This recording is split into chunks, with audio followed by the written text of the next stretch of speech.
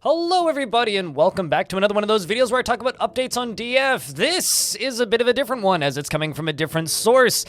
DFHack is now out on Steam. We're going to be doing a brief kind of rundown of DFHack, what DFHack is, and how to set it up now that it is on Steam. This isn't going to be anything advanced as I am not an advanced DFHack user myself. We're just going to be running over the basics. So previously, the way this would work is you'd go to their GitHub page and you would download DFHack and then you would copy it into your Dwarf Fortress directory and just launch it that way. It's a little piece of software that runs concurrently with Dwarf Fortress, so you don't really have to do anything aside from launch Dwarf Fortress, and it just starts up in the background in a separate window. Then it ties into Dwarf Fortress and adds some new UI elements and toys to play with. However, now that it is on Steam, all you need to do is go to the Steam page and install it. Now, something that I've immediately noticed people commenting about on the Steam forums for Dwarf Fortress and DFHack is that it is not launching if you are running the Dwarf Fortress beta. Yes, it does work, you just have to update DFHack to the aforementioned beta branch as well. So simply right-click on the install, which is about 80 megabytes in Dwarf Fort, and then select the beta branch to make sure that it launches. Once you've done this, assuming you have the beta branch for normal Dwarf Fortress as well. If you're not playing on the beta branch currently, just simply jump back to, just leave everything at default and it'll also just work. Once you launch it, DFHack will launch in the background. In my experience, it sometimes makes Dwarf Fortress launch a little bit slower, so if it's not responding initially, don't freak out.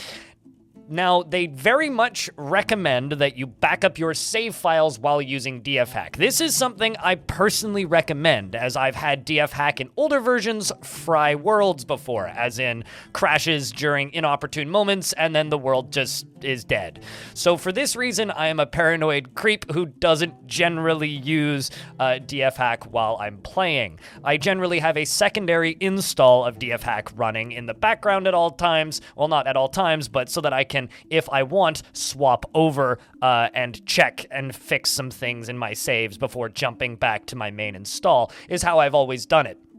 However, now that it's on Steam, if you download DFHack and then uninstall it so that you don't launch it, you will need to re-verify your game files on Steam with Dwarf Fortress so that Dwarf Fortress launches again. This doesn't change or destroy any of your save files, but just keep in mind you will need to verify your game files within Steam if you uninstall DFHack.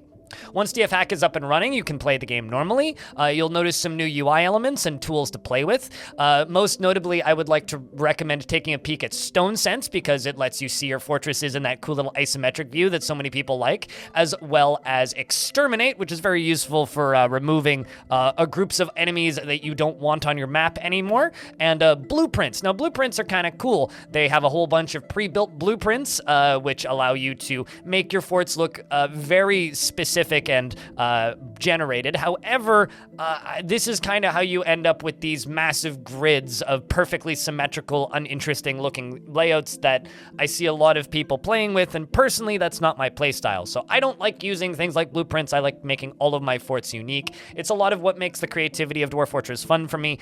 However, tools like DFHack I think are very important for especially the modding community and also people who maybe want to play it more in a creative mode kind of sense. You can summon items into existence, you can double speed your dwarves, you can basically make the game play itself and have pre-designed forts. It's very, very useful for a large portion of the Dwarf Fortress community, and if you're one of those people, enjoy DFHack on Steam and go shout into the air that people don't need to use GitHub for this anymore.